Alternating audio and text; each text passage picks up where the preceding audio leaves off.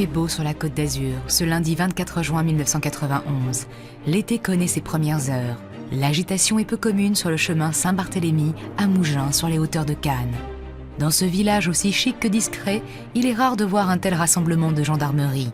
Des ouvriers qui travaillent à proximité ont compris qu'il est arrivé quelque chose de grave chez Madame Marchal.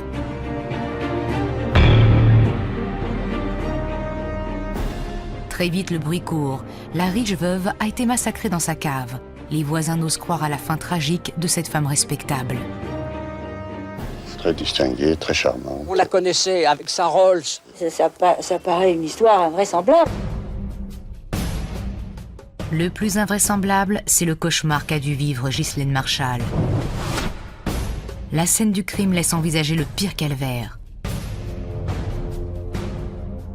La victime gît dans la cave, habillée d'un simple peignoir imbibé de sang. On distingue de très nombreux coups de couteau dans l'abdomen et sur les membres. Le crâne semble avoir explosé sous les coups qui ont été portés. De longues traînées de sang maculent le ciment des 3 pièces qui composent le sous-sol. Mais le plus surprenant, ce sont 2 inscriptions. L'une sur la porte de la cave à vin, l'autre sur la porte de la chaufferie. 2 inscriptions en lettres de sang, devenues célébrissimes.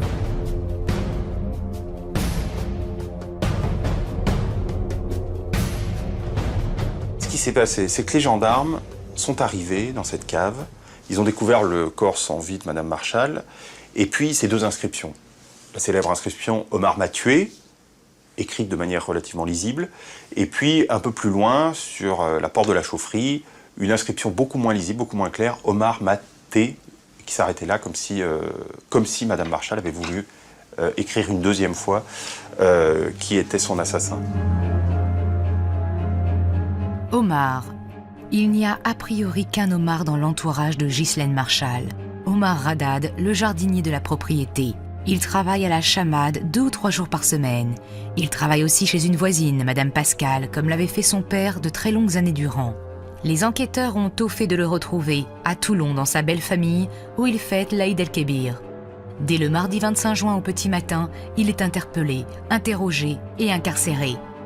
Nul doute, avec ces mots, Madame Marchal, laissée pour morte, a trouvé encore quelques forces et la présence d'esprit pour dénoncer son tortionnaire. Inimaginable, le courage extraordinaire quand on y pense, d'écrire faire part de décès dans son tombeau. Je vais mourir, Omar m'a tué, alors qu'elle va mourir. Il faut du courage et une volonté surhumaine. Non seulement pour écrire ces messages, mais aussi pour se barricader comme l'a fait Ghislaine Marchal. En effet, à leur arrivée, les gendarmes ont trouvé la porte bloquée de l'intérieur. Sans doute la milliardaire a-t-elle, dans un dernier élan de survie, cherché à empêcher son meurtrier de redescendre à la cave, de revenir à la charge. Je suis dans la cave où a été tuée Madame Marchal. J'ai observé de très très près la fameuse porte devant laquelle, et ça c'est l'essentiel de toute cette affaire, de ce drame, devant laquelle Madame Marchal, mourante, mais enfin avec encore suffisamment de sorte, a dressé ce petit barrage intérieur. Malgré cette certitude, enquêteurs et magistrats vont souvent, sous la pression de la défense, chercher à résoudre de très nombreux mystères.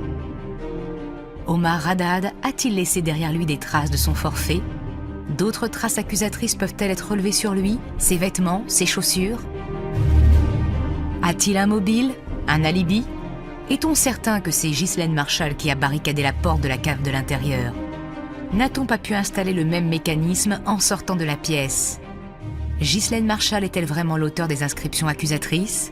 Aurait-elle pu commettre la faute d'orthographe grossière relevée sur la porte de la cave à vin? Omar m'a tué, ER, à l'infinitif? Curieuse erreur pour une femme réputée cultivée. Omar Radad ou quelqu'un d'autre aurait-il pu jalouser ou en vouloir à la riche veuve au point de la tuer? Pour apparemment rien, puisque la maison n'a été ni cambriolée, ni même fouillée. Madame Marchal, enfin, a-t-elle vraiment voulu désigner son meurtrier? Aurait-elle pu confondre Radad avec quelqu'un d'autre? Ou un scripteur, un assassin inconnu, aurait-il voulu faire porter le chapeau au jardinier? On ne peut pas exclure la thèse, effectivement, d'une mise en scène visant à faire accuser Omar Haddad.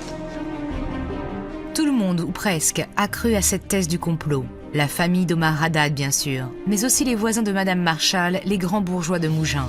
Une pléiade d'intellectuels de droite comme de gauche, la grande presse parisienne. Tout le monde sait aujourd'hui qu'Omar est innocent, c'est une légende dans la rue. Quand j'ai été élu à l'Académie française, j'ai invité Omar Haddad, tout le monde l'a rencontré, l'a vu. Il est évident que, je veux dire, ça fait partie maintenant d'une... c'est une banalité. Les gens savent très bien, il y a eu d'ailleurs des sondages qui ont été faits, les gens croient à l'innocence d'Omar Haddad.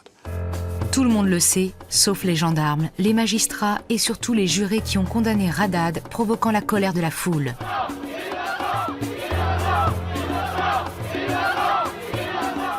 Au bénéfice d'une grâce présidentielle, Omar Haddad est sorti de prison en 1998. Il continue à nier la moindre responsabilité dans la mort de Ghislaine Marshall. Et il ne renonce pas, dit-il, à son combat pour la vérité. Ça fait 2 ans, je réclame un 2e procès. Et pour moi et pour toute la France. Parce que je pense qu'il y en a beaucoup de Français qui réclament un 2e procès. Et je pense que tous les Français ils ont le droit de savoir la vérité. C'est tout. Parce que je suis sûr, certain de moi, c'est pas moi qui a tué Madame Marshall. Et vous dites qu'il vous a tué aussi, l'assassin? Oui, parce que partie civile, il dit, et si quelqu'un a fait ça, vraiment, il est fort. Oui, il est fort. Le résultat, il est là. Il a tué Madame Marshall, il me ramènera à prison pour 18 ans. Oui, il est fort, il faut le dire. Oui, il est fort. C'est un homme qui a été gracié, mais il n'a pas été réhabilité, il n'a pas été innocenté. Et comme il le dit lui-même, il l'a répété, je suis toujours prisonnier dans ma tête, c'est-à-dire qu'il subit cette terrible offense d'être considéré comme un coupable alors qu'il est innocent. C'est tout le paradoxe. Libre depuis 10 ans, considéré par tous comme victime d'une erreur judiciaire, Omar Haddad reste aux yeux de la justice un coupable. Libre mais coupable. Son histoire est digne d'un roman d'Agatha Christie. Dans une cave noire, toute lumière éteinte, la victime atrocement mutilée parvient à désigner son meurtrier. Dès les premières pages, on pourrait supposer connaître l'issue de l'ouvrage. Reste à prouver que les apparences sont, comme souvent, trompeuses. Mais peut-on être aussi certain de l'innocence d'Omar Haddad ?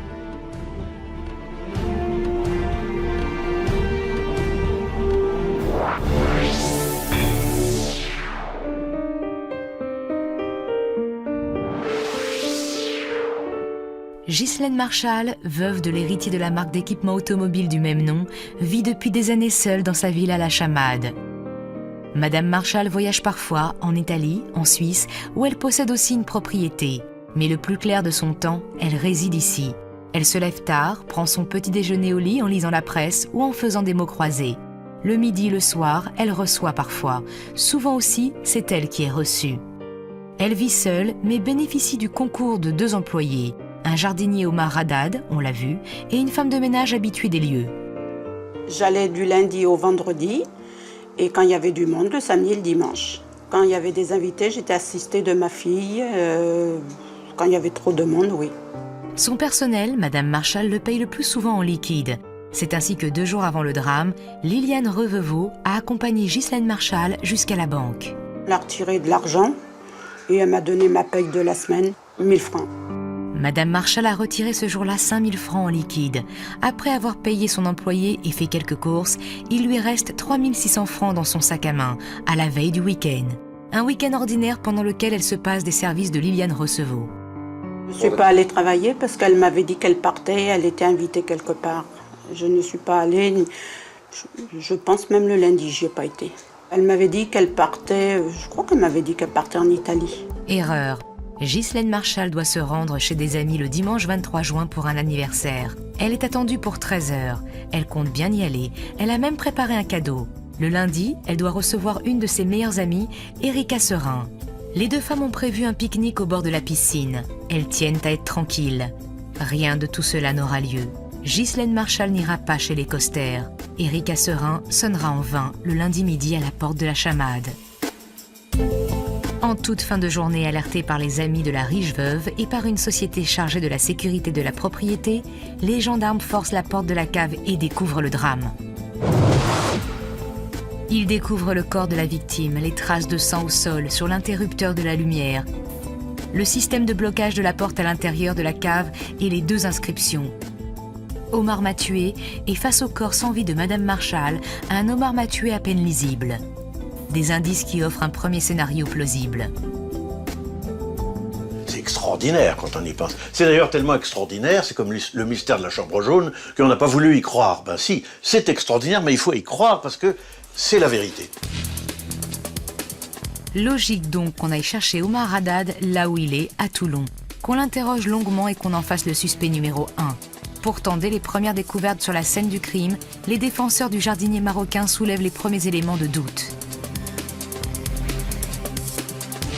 Les éléments déterminants qui me font penser qu'il n'est pas coupable sont nombreux. Le premier, c'est la faute d'orthographe. Le second élément, c'est qu'il peut paraître surprenant qu'une personne qui n'est que blessée par définition, si elle a encore la capacité d'écrire quelque chose sur des portes, écrive « Omar m'a tué ». On pourrait concevoir que l'on écrive « Omar m'a blessé », c'est Omar qui... Pourquoi la faute d'orthographe? Les enquêteurs chercheront une explication, nous y reviendrons. Pourquoi ce terme « tuer » alors que la victime est encore vivante? Comment répondre à cette question sans sentir, comme Ghislaine Marshall, les forces de vie nous échapper?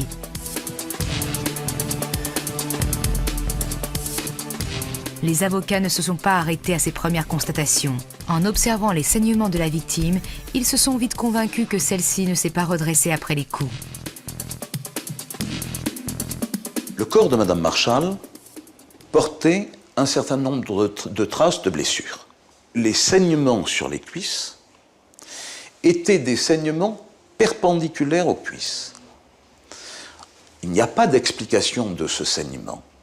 Parce que si Madame Marshall, après avoir subi cette blessure, s'était verticalisée, le saignement, l'épanchement de sang eût été vertical par rapport à la jambe et non pas perpendiculaire par rapport à la jambe.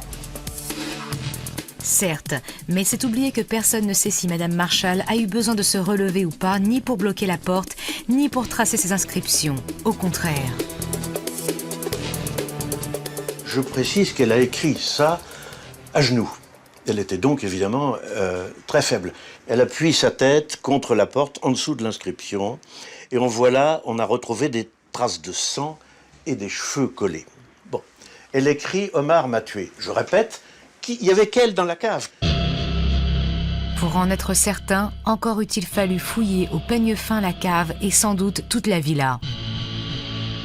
Le respect de la scène de crime telle qu'elle est pratiquée actuellement, en 1991, c'était pas la même chose. Et bon, alors on a laissé des empreintes partout, on a oublié de relever certaines empreintes. Ça dépend aussi des médecins légistes. On n'a pas mesuré la largeur des doigts de Madame Marshall pour voir si, par exemple, si elle coïncidait avec les traces de sang. Les gendarmes ne sont pas idiots. Enfin, bon, on a cherché partout des traces. On n'en a pas trouvé, c'est dommage, mais il y a quantité d'affaires criminelles où on ne trouve pas d'empreintes. Il ne s'agissait pas au départ de dire « cet Omar, c'est lui le coupable ». Les gendarmes ont été honnêtes et ont dit « il y a de fortes présomptions, mais on va chercher aussi ailleurs, ce qui est la moindre des choses, enfin ». Effectivement, on a cherché. Mais on n'a pas trouvé grand-chose. La porte de la cave, fermée de l'intérieur, avait été aussi fermée à clé de l'extérieur par l'agresseur de Madame Marshall.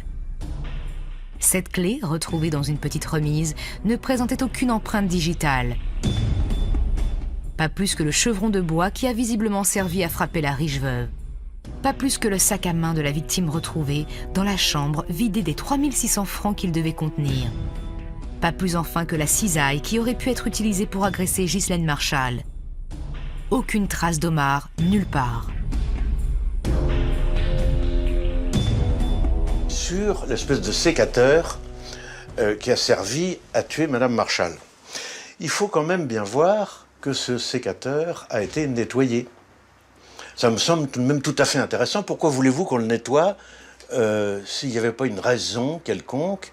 Cette raison me semble évidente, il fallait essayer de supprimer toute trace. Alors, je crois que ce sont des traces d'hydrocarbures, on a nettoyé à l'essence. Bon. Donc, si vous voulez, il n'y avait là aucune empreinte possible non plus.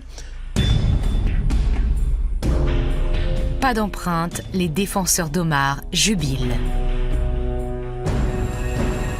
Aucun élément n'a été relevé dans ce qui était un véritable laboratoire de police scientifique qui permettrait de dire qu'Omar Haddad s'était trouvé effectivement dans la cave au moment où les coups ont été portés. Ces vêtements ne portaient strictement aucune espèce de trace de sang. Il n'y a pas eu de contact direct entre Mme Marshall et Omar Haddad.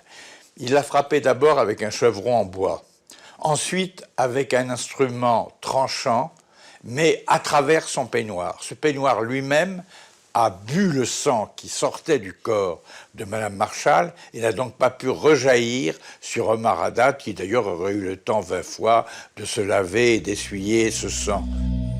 En vérité, il n'y a pas eu à se réjouir trop vite. Car si l'on ne trouve pas de traces d'Omar Haddad sur la scène du crime, si l'on ne trouve pas de traces de sang sur le jeune jardinier, ses chaussures, elles, révèlent une surprise. Il y avait des traces de sable de la cave sur les chaussures d'Omar Haddad, qui ne s'était pas méfié de ça. Je trouve en microscopie à balayage électronique des microparticules qui correspondent à un chantier.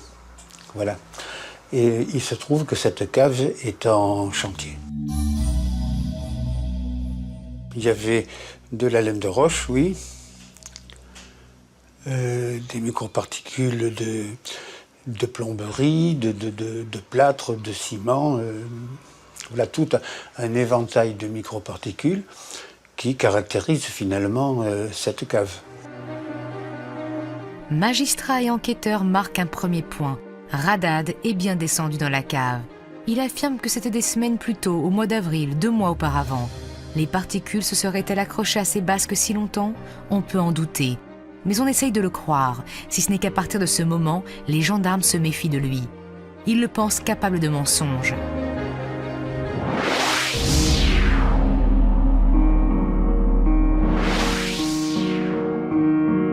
Omar, pourtant, à Mougins, fait figure de gentil garçon. Né au Maroc en 1962, il a 29 ans en 1991 lors du décès de Ghislaine Marshall. Il a rejoint son père sur la Côte d'Azur voilà 6 ans et a épousé Latifa en 1987. Les premières années de leur union, ils sont hébergés chez Madame Marshall. Ils ne quittent la chamade qu'à la naissance de leur premier enfant, Karim. Latifa lui donne quelques semaines avant le drame un second fils, Youssef. Grand, beau, le regard attendrissant, Omar Haddad reçoit la confiance des riches voisins de la chamade. Omar Haddad travaillait des centaines de mètres plus bas dans une autre propriété que la chamade, au mas Saint-Barthélemy, chez une vieille dame qui s'appelait Madame Pascal. Et cette dame et d'autres voisins de toute l'impasse Saint-Barthélemy, où il y avait la chamade au bout, n'ont pas cru possible qu'Omar Haddad soit le coupable. Ils le connaissaient, pour eux c'était inconcevable. D'autant plus inconcevable que Haddad, même avec maladresse, crie son innocence. J'ai rencontré quelqu'un qui d'abord clamait son innocence et se posait la question de savoir très exactement ce qu'il avait pu dire pendant le temps de sa garde à vue, tant il avait du mal à comprendre le français et à s'exprimer dans cette langue. Mais ce qui m'a immédiatement marqué, c'était une espèce de douceur, malgré tout, qui se dégageait de son personnage et cet effarement de se trouver dans la situation dans laquelle il se trouvait, c'est-à-dire accusé du meurtre de Madame Marshall. Cette douceur, cette candeur, décidément non, Haddad n'a pas la tête de l'emploi. C'est ridicule. Si tous les assassins avaient des têtes de chéri Bibi avec marqué sur le front « assassin », ce serait beaucoup plus facile pour les retrouver. En fait, la personnalité d'Omar Haddad est beaucoup moins lisse qu'on l'imagine. D'abord, tout le monde le reconnaît mais personne ne lui en veut. Il a tendance à grignoter ses heures de travail. Un quart d'heure en début de journée, un quart d'heure en fin. C'est toujours ça de gagné. On le dit aussi joueur, flambeur serait un peu fort. Mais c'est vrai que dans les casinos du coin, aux bandits manchots, il perd parfois de grosses sommes. On a indiqué qu'Omar Haddad se serait endetté parce qu'il fréquentait d'abondance les casinos, peut-être même les filles de mauvaise vie, et qu'il aurait voulu voler les économies ou de l'argent qui se trouvait dans le sac de Madame Marshall. On a vu défiler, je ne sais pas combien, une dizaine d'employés du casino de Cannes qui ont dit ce monsieur-là venait très très souvent, il changeait tout le temps des petites coupures, mais à force ça finit par faire beaucoup d'argent, et on le savait bien, on les connaît les joueurs, hein. Il perdait. Alors il n'était pas content quand on a parlé de ses relations avec des prostituées, qui lui ont coûté de l'argent aussi. Moi je trouve que ça n'a pas une grande importance, il n'a pas dépensé des fortunes avec des prostituées. Omar Haddad fréquentant occasionnellement des prostituées. Les faits furent contestés. Omar Haddad jouant au casino au-delà du raisonnable, il le reconnaît lui-même, rien d'illégal. Il n'empêche, et ce n'est pas sans lien, que la situation financière de la famille Haddad n'est pas des plus brillantes. 2 mois de loyer de retard, des dettes un peu lourdes obligent Omar à demander des avances à ses employeurs, Madame Pascal et Ghislaine Marshall. 1500 francs par ici, 2000 francs par là. Les 2 femmes n'en peuvent plus. Une première piste. Madame Marshall avait téléphoné à Madame Pascal pour lui dire il faut arrêter de faire des avances en liquide à Omar Haddad. Il nous en demande de plus en plus tôt, etc. Et qu'on sent bien qu'il y avait un petit conflit à ce niveau-là. Omar Haddad gagnait 8000 francs par mois. Vous croyez que pour une avance de 2500 francs, soit le quart de son revenu mensuel, il va tuer Madame Marshall, chez qui il a vécu, qu'il considère comme sa mère? C'est pourtant ce qui est imaginé. Il est venu demander de l'argent à Madame Marshall. Il lui en demandait tous les jours. Il lui en demandait tellement tous les jours que Madame Marshall disait « Omar, tu as mangé ton mois avant d'avoir commencé à travailler. » Alors, pas besoin de mobile. Parce qu'encore une fois, c'est pas un assassinat, c'est pas un meurtre prémédité, c'est ce que j'appelle un meurtre de colère. C'est un meurtre de petit coq très lâche en l'occurrence, mais de petit coq. Un premier scénario se met donc en place. Le dimanche 23 juin, Omar Haddad travaille exceptionnellement chez Madame Pascal. Il quitte le clos Saint-Barthélemy à midi. Francine Pascal, sa fille, et son gendre attablés dans le jardin le confirment. Le jeune jardinier profite de sa pause pour se rendre à la chamade, quémander une nouvelle avance à Madame Marshall. Il doit rejoindre sa femme le lendemain à Toulon pour l'Aïd el-Kébir. Il ne voudrait pas arriver les mains vides alors qu'il a promis de ramener de l'argent. La riche héritière, surprise à demi nue dans la cave de sa propriété, ne l'entend pas de cette oreille. Non, elle ne cédera plus. Elle rudoie même son employé. Blessé, humilié, enragé, Omar Haddad se saisit d'un chevron de bois qui traîne là et frappe sa patronne. Elle titube, tombe à terre. Omar réalise la bêtise qu'il a faite. Madame Marshall va le dénoncer, porter plainte. Sans vraiment réfléchir, il remonte dans le local où il range ses outils, s'empare d'une cisaille, redescend et frappe Ghislaine Marshall d'une quinzaine de coups. Le peignoir éponge empêche le sang de jaillir, il laisse Madame Marshall pour morte, referme la cave à clé, nettoie la cisaille avec un chiffon imbibé d'essence et dépose la clé de la cave dans le local à bois.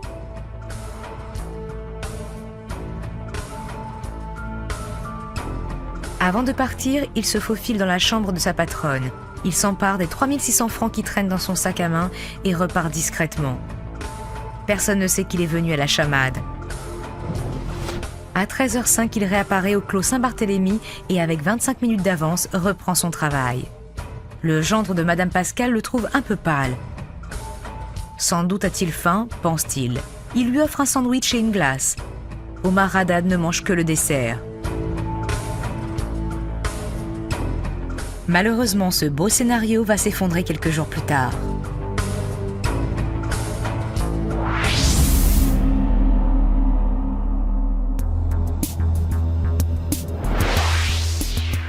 Le coup de théâtre intervient le 2 novembre à la réception du rapport d'autopsie. On y lit « L'heure approximative du décès est entre 11h et 13h30 le 24 juin 1991. » Le 24 juin 1991, le lundi, pas le dimanche. Omar Haddad n'était pas à Mougins le lundi 24 juin 1991. Il était à Toulon pour fêter l'Aïd el-Kébir. Il a pris le train à 7h du matin. C'est pour ça qu'il avait proposé à Madame Pascal de venir travailler le dimanche au lieu du lundi. Il est donc innocent, preuve à l'appui. Journalistes et avocats élaborent de nouvelles théories. Une chose est sûre, l'affaire débute bien le dimanche. Madame Marchal a donné un dernier coup de téléphone à 11h50 à son ami Erika Serin pour confirmer le déjeuner du lendemain. Elle ne donne plus de signe de vie ensuite. Est-ce qu'à ce moment-là, elle est tuée ou est-ce qu'elle est séquestrée pour être tuée le lendemain, ce qui correspondrait mieux aux expertises légistes? J'en sais rien. Mais là, dans cette hypothèse, le meurtrier la tue, Madame Marchal gît sur le sol, et cette personne se dit comment éviter d'être accusé moi. Je vais accuser Radad. Et la personne ayant fait tout ça, éteint, s'en va, ferme la porte derrière elle, après avoir placé 2 ou 3 choses derrière la porte pour donner le sentiment que Madame Marchal avait essayé de bloquer la porte. Voilà ce qui a pu se passer. L'hypothèse est bientôt confortée par le témoignage d'un ouvrier qui a travaillé toute la journée du lundi juste en face de l'entrée de la chamade. Il y a un témoignage très précis qui dit « Ce jour-là, je vois des voitures venir et j'entends un cri de l'intérieur qui dit « Qui est là ?» Un cri avec une voix féminine. Difficile de penser que c'est Madame Marchal à ce moment-là, ça peut être une autre voix féminine. L'ouvrier n'est pas seul, il est avec son chef, Fabrice Hameux, qui a un souvenir précis de cette journée. Pas du fameux « Qui est là ?» Bon, le lundi matin, on arrive à 7h30, puis arrivé à 11h30, je crois, quelque chose comme ça, une dame qui est arrivée, qu'elle a klaxonné, qu'elle a crié, elle a appelé, et ensuite, bon, dans l'après-midi, la dame allait revenir plusieurs reprises, quoi. Et puis voilà. C'est qu'il y a du monde à défiler à la chamade ce lundi 24 juin. Erika Serin vient comme prévu avant midi. Elle sonne en vain, crie et laisse les journaux avant de partir. Dans l'après-midi, Francine Pascal entre avec sa gardienne dans la propriété. Elle en fait le tour sans visiter la cave. Elle ne note rien d'anormal, si ce n'est que la maison ouverte est déserte. Un agent de la société de gardiennage chargé de la sécurité de la villa vient lui aussi à 2 reprises. La première, seule, la seconde avec Francine Pascal et le médecin traitant de la veuve Marchal. Celui-ci note la présence dans la chambre du sac à main vide de sa patiente. Personne avant l'arrivée des gendarmes vers 18h n'a l'idée de descendre à la cave dont la porte est fermée à clé. Entendre une voix féminine sortir de la chamade n'a rien de mystérieux. Peut-être pas « qui est là ?» mais plutôt « vous êtes là ?» Le témoignage de l'ouvrier fait long feu. D'autant que les légistes font parvenir un rectificatif. Le 24 juin est une faute de frappe. Il fallait bien sûr lire le 23 juin. L'affaire est réglée. Pourtant, nombreux sont ceux qui, arguments scientifiques à l'appui, continuent à douter. Madame Marchal, elle a les yeux bleus, limpides. Et normalement, au bout de 6 à 12 heures, les yeux bleus, après la mort, les yeux se voilent. Elle les a absolument pas voilés. Donc là, c'est une nouvelle preuve qu'on a tenté de faire coller le dossier à une thèse, plutôt que d'essayer de trouver vraiment ce qui s'était passé. Malheureusement, impossible de demander une nouvelle autopsie. 2 semaines après le drame, le corps de Ghislaine Marchal a été incinéré.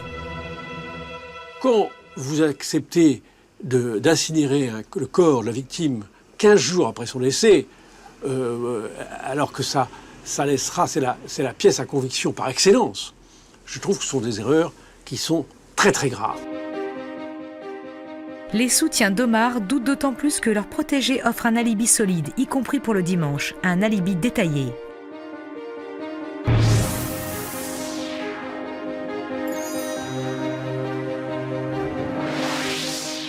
Toute la matinée du dimanche 23 juin 1991, Omar Radad travaille chez Madame Pascal, c'est avéré.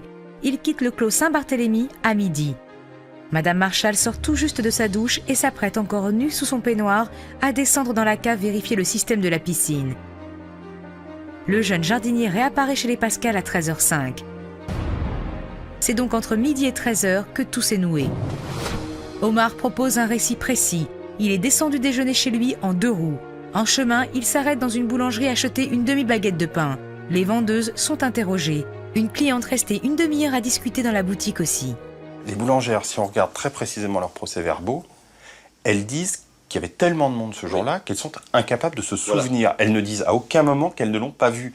Mais ça devient, dans le rapport de synthèse de la gendarmerie, nous nous souvenons n'avoir pas vu Omar Haddad. Enfin, et ça arrive sur plusieurs témoignages.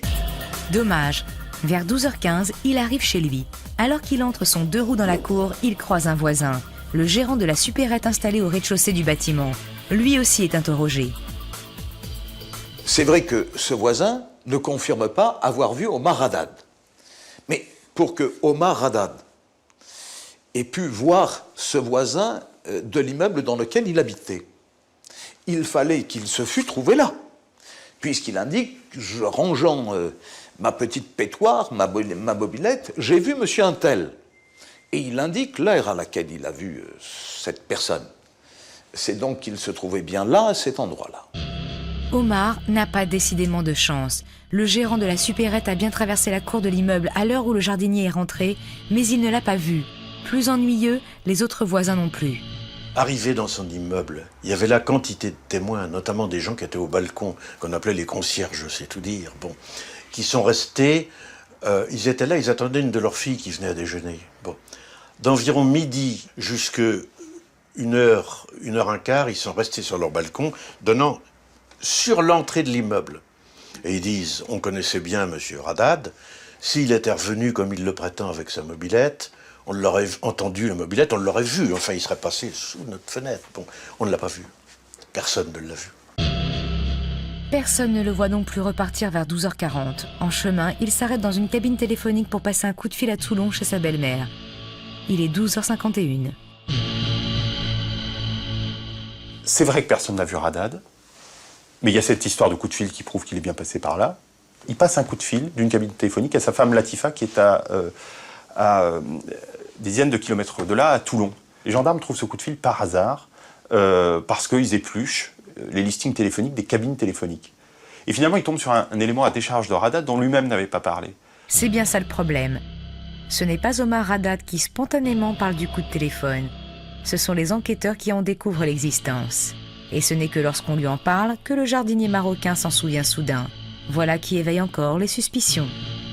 N'importe qui a pu donner, à partir de cette cabine, un coup de fil à la belle famille à Toulon. Il ment, c'est pas vrai. Enfin, il y a au moins un témoin qui se serait souvenu. Cette histoire de téléphone, quelqu'un a peut-être téléphoné, oui. Dans sa famille, à sa femme, à Toulon, c'est possible, à peu près à cette heure-là. Nous dire que ça prouve qu'il n'était pas en ce moment-là en train de tuer Mme Marshall, je vois pas du tout le rapport. Un dernier argument enfin vient balayer l'alibi d'Omar Haddad. Les éléments que nous avions au départ, que nous avons eus petit à petit, c'était des charges à l'encontre d'Omar Haddad, des choses qui n'auraient pas dû se produire. Le crime s'était produit un dimanche, il ne travaille jamais le dimanche. Or, ce dimanche-là, il avait justement travaillé chez la voisine de Mme Marshall. Il ne s'absentait pas à midi. Quand sa femme n'était pas là, il s'est justement absenté à midi. L'argument se veut définitif. Si Omar dit être rentré chez lui alors qu'il ne le faisait jamais, c'est qu'il a menti. S'il a menti, c'est qu'il est allé à la chamade. Tout est en place pour juger Omar. Omar, dénoncé par sa victime.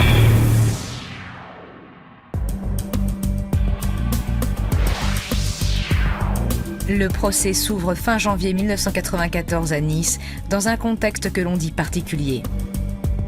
C'est une région où le Front National est très fort, fait plus de 30%. C'est un terreau pour le racisme, pour le Front National, et puis aussi une région où il y a énormément de pieds noirs de rapatriés d'Algérie. C'est ce que nous allons voir pendant le procès, justement. Dans ces conditions, c'est sûr, Omar Haddad, le petit jardinier marocain, ne peut être que la victime d'un complot de la grande bourgeoise raciste de la Côte d'Azur. C'est en tout cas ce dont est persuadée une large majorité des journalistes. Pour ce procès-là, ce qui m'a étonné d'emblée, c'est l'arrivée de nombreux confrères qui venaient de l'extérieur, qui arrivaient en disant « Omar est innocent ». Mais bon, comme ce lobby débarquait un peu dans les valises de Maître Vergès, ça ne m'avait pas surpris outre mesure, quoi. Devant la cour d'assises, Omar Haddad fait profil bas. Sur les conseils de son nouvel avocat, Maître Jacques Vergès, lui, l'illettré, parle en arabe. Il a commis une grosse erreur psychologique en conseillant ou en autorisant son client à demander l'assistance d'un interprète. Parce qu'on s'est aperçu qu'en fait, Omar Haddad pouvait aussi s'exprimer assez bien en français. Les débats sont fastidieux, disent les témoins, jusqu'à un événement inattendu. Quand on a exhibé devant la cour d'assises et le public les deux portes, il y a eu dans la salle un « Ah !» Vous savez, tout de suite, on a dit « Mais enfin, on ne peut pas mentir là-dessus. Ça, c'est la vérité. »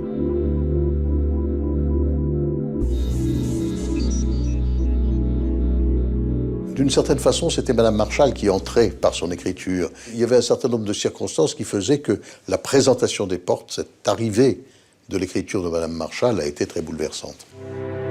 Ces écritures restent plusieurs jours au cœur des débats et des polémiques. Une chose est certaine, elles ont bien été tracées avec le sang de Ghislaine Marchal. Mais en est-elle à l'origine? Y a-t-on retrouvé ses empreintes digitales? On a bien compris que Madame Marchal avait dessiné des lettres avec ses doigts, et donc à partir du moment, si vous voulez, où on effectue un tracé avec ses doigts, eh bien, on ne pose pas son empreinte, on ne laisse pas la possibilité aux produits biologiques de laisser une trace qui pourrait être exploitable. Impossible donc d'y trouver la moindre empreinte. Pour compenser, on interroge abondamment des graphologues à qui l'on a confié des grilles de mots croisés remplies par la victime pour comparer les lettres avec les traces sanglantes de la cave. Ils ont dit que scientifiquement, il n'était pas correct de comparer l'écriture de quelqu'un qui écrit avec un stylo et dans la position assise ou debout avec l'écriture de quelqu'un qui est couché et qui écrit avec ses doigts trempés dans le sang. Les graphologues, ceux qui viennent témoigner à la barre, personne n'est vraiment d'accord, rien n'est complètement sûr. Aucun débat ne permet de se faire une idée pour savoir si Omar Haddad est coupable ou s'il ne l'est pas. Au grand jeu du ni oui ni non, on ne saurait faire mieux. Reste un débat qui tient en haleine journalistes, spécialistes et magistrats. Madame Marchal, si cultivée, si comme il faut, aurait-elle pu commettre une faute aussi énorme que se tuer ER? Quand on voit l'état du corps de Madame Marchal, qui avait été éventré de 14 cm, qui avait une partie des viscères hors de son corps, qui avait été égorgé de part en part, qui avait le crâne enfoncé par des coups de chevron. Dans cet état-là, d'abord, j'aurais pas la force d'écrire, et a fortiori, je pourrais commettre des fautes d'orthographe. Cette faute de l'infinitif ne fait qu'authentifier sa signature. Parce que Madame Marchal était coutumière de cette faute. On a retrouvé des dizaines de lettres de comparaison. Le sang des inscriptions est bien celui de Ghislaine Marchal. Qu'on n'y retrouve pas ses empreintes digitales n'a rien de surprenant. Et la victime semble coutumière des fautes d'infinitif. L'étau se resserre, mais rien de tout cela ne constitue une preuve formelle contre Omar Haddad. Reste une vérification capitale pour se faire une intime conviction. La porte de la cave a-t-elle effectivement été bloquée de l'intérieur par Madame Marchal pour empêcher le tueur de revenir à la charge? Cette affaire de porte bloquée, c'est presque le nœud de l'affaire. Ce barrage est constitué de 3 pièces. Il y en a 2 importantes et une qui ne l'est pas. Les 2 pièces importantes, c'est une espèce de petite pièce de bois qui avait servi à la frapper, qui était d'ailleurs couvert de sang. Bon. Qu'elle a mis dans un espèce de... Comment vous dire? Il y a une petite levée de ciment. Elle a mis là-dedans ce chevron de bois qui avait servi à la frapper, je vous dis, qui était couvert de sang. Et puis, elle a mis en appui une pièce de fer qu'on a retrouvée à côté, qui était grande comme ça, à peu près. Bon. Une pièce de fer en appui. Ce qui fait que si vous vouliez pousser, ouvrir la porte, c'est impossible. Et puis surtout, il y avait un lit qui était mis le long de la porte. Or, les avocats de l'époque d'Omar Haddad disaient qu'il était possible de faire ce montage et de tirer le lit en fermant la porte après. C'est complètement impossible. Ils ont essayé de le faire, c'est complètement impossible. Ce lit ne peut avoir été mis que de l'intérieur. On a soutenu que Madame Marchal, après avoir reçu les blessures, aurait positionné un lit pliant, un chevron, une barre de fer pour condamner l'accès à la cave. Cela paraît totalement incompatible avec les blessures qu'elle a reçues. Il n'empêche que les gendarmes ont eu un mal de chien à pénétrer dans la cave dont la porte semblait pratiquement scellée. Scellée comme le fut le sort d'Omar Haddad. Au terme de plus de 7 heures de délibéré, le 2 février 1994, il est condamné à 18 ans de réclusion criminelle. À l'énoncé du verdict, coupable, répond une foule unanime.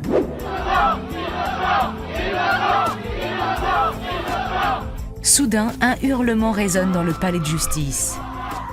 Latifa Radad s'effondre de douleur. On l'évacue. Nombreux sont ceux qui considèrent ce verdict sans appel comme étant celui du président des Assises de Nice. Alors, la personnalité du président de la Cour d'assises des Alpes-Maritimes, à l'époque, c'était M. Djian. Et c'était quelqu'un qui avait la réputation justifiée, à mon avis, d'être un président extrêmement répressif.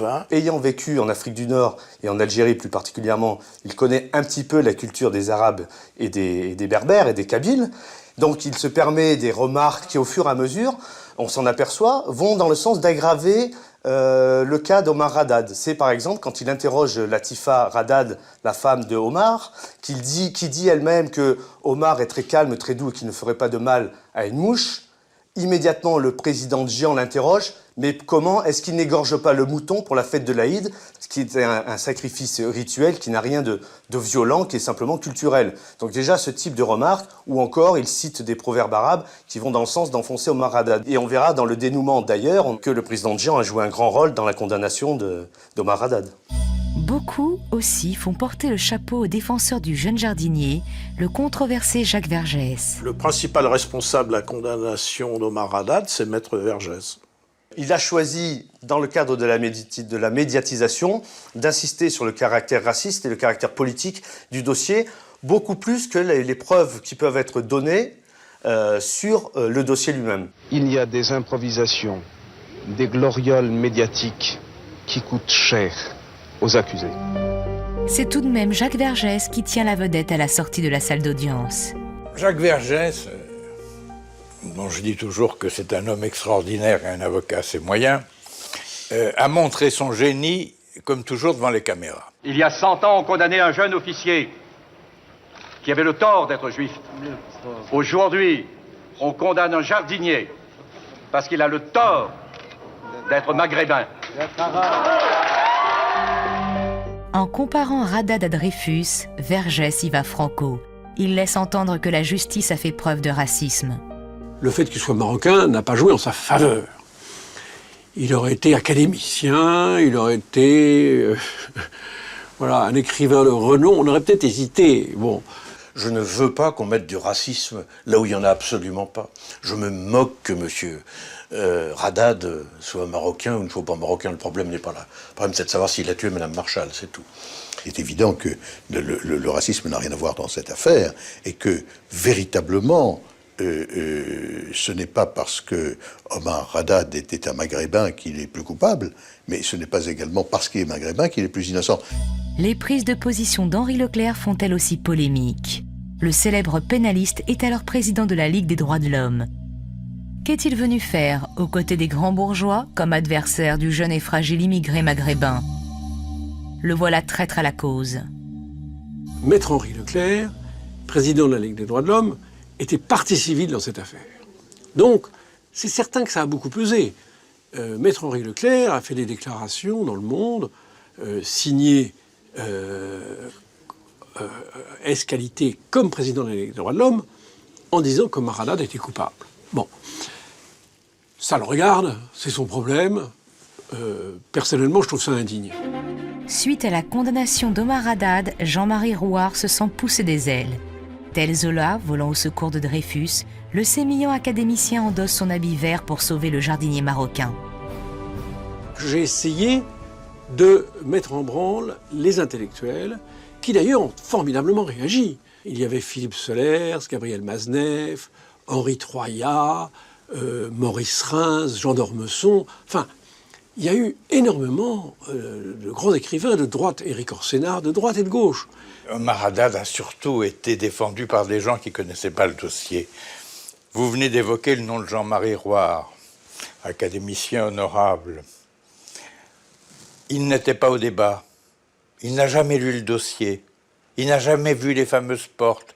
Mais il était sûr de l'innocence d'Omar Radad. Chacun a le Zola qu'il peut. Pourtant, le Zola Rouart fait illusion.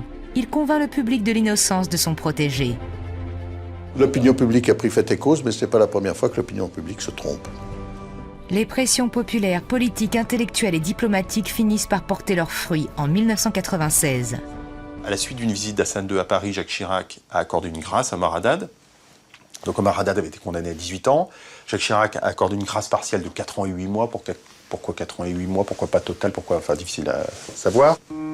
À la faveur de cette grâce, Omar Haddad a pu recouvrer la liberté en 1998, au terme de 7 ans d'incarcération.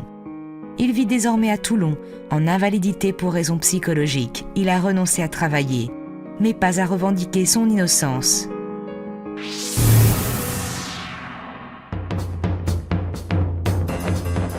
Pour y parvenir, Omar Haddad s'est adjoint les services de détectives privés Bernard Naranjo ou Roger-Marc Moreau. Grâce à eux, de nombreuses pistes vont fleurir au fil des années. Des pistes plus ou moins fumeuses. Alors on a dit n'importe quoi dans cette affaire. On y a même mêlé des détectives plus ou moins farfelus. L'une des premières histoires lancées quelques semaines après la condamnation de Haddad vient d'une bourgeoise néo-zélandaise, Patricia Clark, résidant à Mougins. Jacques Vergès l'exhibe comme un trophée. Elle a repéré garée devant chez elle, à l'époque du meurtre de Madame Marshall, une étrange camionnette dépourvue de plaques. Il avait les taches de sang sur le siège de conducteur. Et puis, je regardais, il avait les chevrons de bois, les planches de bois mis à l'arrière de le camion, un peu n'importe comment. Il avait ce tournevis. Et j'étais choquée parce que c'était énorme, beaucoup plus gros que ça. Énorme et avec un lame large comme ça. La camionnette est retrouvée. C'est celle d'un ouvrier. Le rouge sang, c'est de la peinture. La piste tombe à l'eau.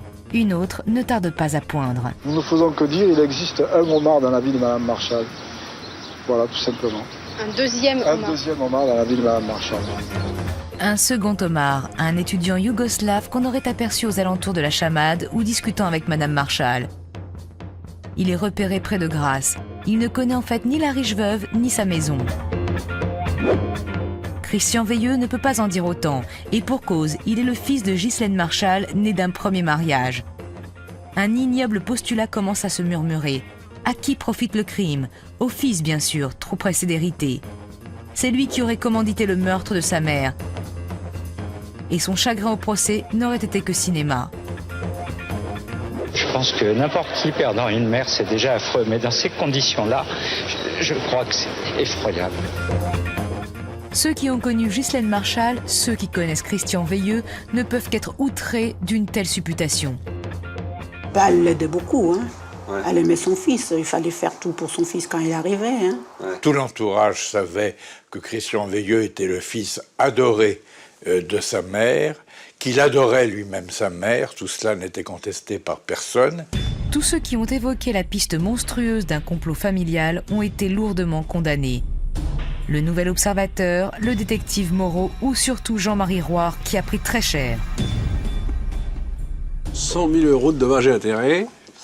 Et là, personne n'a crié à l'erreur judiciaire tant la piste était scandaleuse. La piste suivante se révélera carrément ridicule. En 2001, un homme se manifeste spontanément.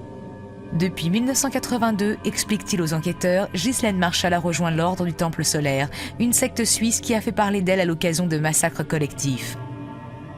En 1991, la riche veuve aurait voulu fuir l'organisation et surtout cesser de la financer. En représailles, les dirigeants de l'OTS auraient décidé de l'éliminer. Il le sait, c'est lui qui a déposé 3 des patrons de la secte devant la Chamade le jour du meurtre. Certains morts à l'hameçon. Dans le dossier, un témoignage rapportait la présence d'un véhicule automobile immatriculé en Suisse au portail de la Chamade dans une période contemporaine de la mort de Madame Marshall et de son meurtre. Dès lors, il convient effectivement que cette piste, comme toutes les autres, soit fouillée parce que, décidément, aujourd'hui encore, cette affaire semble garder son mystère. C'est oublier que, inquiets de n'avoir pas de nouvelles de leur ami, les Coster sont venus, comme d'autres, sonner à la porte de la Chamade. Or, leur voiture est justement immatriculée en Suisse. Point par point, la thèse du temple solaire s'effondre comme un château de cartes. Une seule piste, souvent démentie, toujours relancée, va parvenir à fructifier. C'est celle de la femme de ménage et de son amant dit Pierrot le Fou. Marginal, 100% maintenant. 100%. Moi, c'est Pierrot de court. Ouais. Pour les cons, je suis fou. Les cons, vous êtes fous. Ah ouais. Ça veut dire quoi? J'aime pas qu'on m'emmerde.